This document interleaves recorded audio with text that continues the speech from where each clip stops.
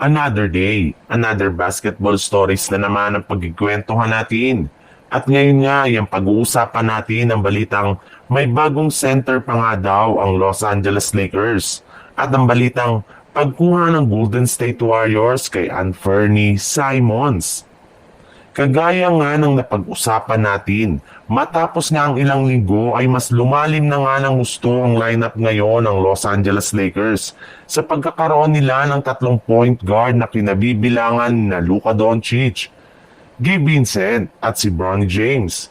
3 shooting guard na sina Austin Reeves, Marcus Smart at Dalton Kenick. 2 small forward na sina Rui Hachimura at Jake LaRavia.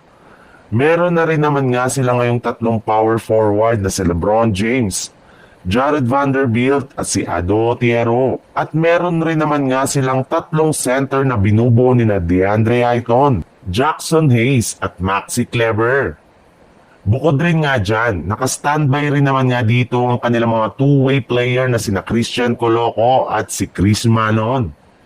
Kaya overall nga ay meron na silang kabuuang 14 players kung saan kakailanganin pa nga nila ngayon kumuha ng 2 player na magkakaroon ng regular contract at 1 player na magkakaroon ng two-way contract. At isa nga sa mga player na pwede nga nilang kunin ngayon bilang two-way player ang 7'5" center na si Jamarion Sharp na kasalukuyang naglalaro ngayon sa G League.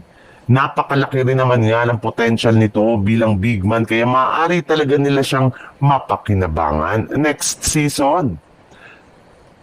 Bagamat man nga wala pang nagagawa ni isa mang move o trade ngayong off-season ang Golden State Warriors ay hindi pa rin naman nga daw humihinto ang kanilang front office sa pakikipag-usap sa mga team para tuluyan na silang maikasa ang trade ni Kuminga sa lalong madaling panahon. At simula nga nang umayaw ang Golden State Warriors sa mga kupunan ng Sacramento Kings at Phoenix Suns ay may ibang mga team na nga silang kinakausap katulad na lang ng Chicago Bulls since gusto nga nila dito na kumuha ng isa ring restricted free agent na si Josh Giddey na hanggang ngayon ay hindi pa rin naman nga pumipirma ng bagong kontrata.